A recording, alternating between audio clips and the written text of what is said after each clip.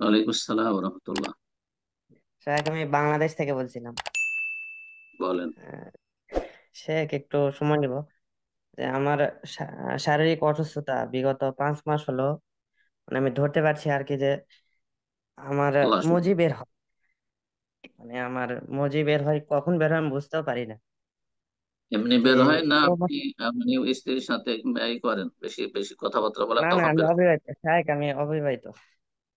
অথবা কোনো চিন্তা চেতনা না না এরকম না, যখন ওরকম মানে ডাক্তার বলছে যে সময় লাগবে ঠিক হইতে, অনেক কি আছে। ওষুধ খান, এ ওষুধ খান তাহলে। এই অবস্থায় শেখ নামাজ পড়া একটু সমস্যা হচ্ছে। আর কোনো শেখ সমস্যা নেই। যদি যদি মজি কাপড়ে ভরে, মানে সেই ক্ষেত্রে পাক করার উপায়টা যদি বলতেন, যে কাপড়ে পানি ছিটালেই হবে। কাপড়ে কাপড়ে যদি লেগে যায়, প্রথম কথা, হ্যাঁ হ্যাঁ। আপনার মাঝি যখন তখন যখন চলে আসছে, তো আপনার হুকুম হচ্ছে এমন ব্যক্তির হুকুম যেই ব্যক্তি স্থায়ী নাপাক থাকে। হ্যাঁ, যেই ব্যক্তি দায়েমুল হাদাস, যেই ব্যক্তির নাপাকি, অপবিত্রতা স্থায়ী, সবসময় অপবিত্র থাকে, যে ওযু রাখতে পারছে না। জি।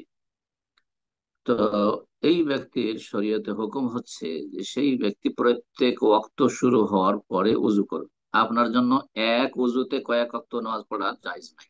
আপনি প্রত্যেক ওয়াক্ত যখন শুরু হলো, জোহরের সময় হলো উজু করবেন, নামাজ পড়বেন। আসরে আবার সময় হলো, তখন উজু করবেন, সালাত পড়বেন। মাগরিবে ওইরকম 5 বার উজু করবেন। এটা হচ্ছে একটি বিধান আপনার ওযুর ক্ষেত্রে। হ্যাঁ, হাদাস দূর করার ক্ষেত্রে, নাপাকি দূর করার ক্ষেত্রে শরীরে। কাপড়ের ক্ষেত্রে যদি কাপড় থাকে, যে আমি কাপড় পরিবর্তন করে নিতে পারবেন, কাপড় পরিবর্তন করবেন, কাপড় পরিবর্তন করা বারবার ঝামেলা, তাহলে আপনি ওই জায়গাটুকু ধুয়ে নেবেন যেই জায়গায় আপনার মজি লেগেছে বা পেশাব লেগেছে, জানছেন যে এই এই জায়গায় শুধু লেগেছে, এই জানতে পারছেন, দেখতে পাচ্ছেন। তাহলে যদি দেখেন যে সেটাও খুবই জটিল, আমি বুঝতে পারছেন না, যে বিভিন্ন জায়গায় লেগেছে, যেটা আহ, ওই জায়গাগুলি ধোয়া মুশকিল, আর আমার এত বেশি কাপড়ও নাই, অথবা বাইরে আছে, কাপড় পরিবর্তন করা সম্ভব নাই, তাহলে সেই অবস্থায় ওই কাপড়ে চলাতে হবে। ওই কাপড়ে চলাতে হবে। আশা করি বুঝতে পেরেছেন। যদি কাপড় বদলানো সম্ভব হয়, কাপড় বদলাবেন। তা না হলে কাপড়ের যে জায়গায় নাপাকি লেগেছে, সেই নাপাকি জায়গাটুকু অতটুকু শুধু ধুয়ে নেবেন, যেখানে বুঝতে পারছেন যে একটু মজিল লেগেছে। আর একাধিক জায়গা হইলেও সেই জায়গাগুলো ধুয়ে নেবেন। আর যদি সেটাও সম্ভব না হয়, যে মেলা জায়গায় লেগেছে, আমি কোন জায়গায় ধোবো, আর তারপর যে বুঝতেও পারছি না, তাহলে আর অন্য কাপড়ও নেই, বাইরে আছি, সলাতে রক্ত চলে যাচ্ছে, তাহলে ওই নাপাক কাপড়ে সলাৎ পড়তে হবে। সলাতের ওয়াক্ত পার করা যাবে। সলাতের ওয়াক্তের শর্তটি সবচাইতে শক্ত শর্ত। এই মশলাটি মনে রাখবেন।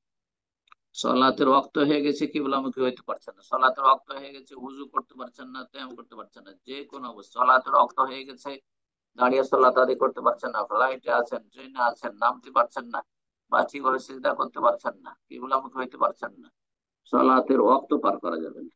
তো যে শর্তগুলি রয়েছে 9টি সালাতের, তার মধ্যে সবচেয়ে গুরুত্বপূর্ণ শর্ত, যেটি সমস্ত শর্তগুলির প্রাধান্য পাবে, সেটি হচ্ছে ওয়াক্ত। ওয়াক্ত পার করা, সময় পার করা যাবে। অর্থাৎ আসরের নামাজ সূর্য ডুবিয়ে দেবেন, এটা জায়েজ নাই। ফজরের নামাজ আপনি সূর্য উঠিয়ে দেবেন, এটা হারাম যায়। আপনাকে যে কোনো পরিস্থিতিতে সালাত আদায় করতে হবে, কাপড় পাক থাক আর না পাক থাক, উজু করা সম্ভব হোক আর নাই হোক, তেমন যেন মাটিও পেলেন না, বিনা উজুতে বিনা তেমন সালাত পড়তাম, কিন্তু অক্ত পাক করা যাবে। বারাকাল্লাহ।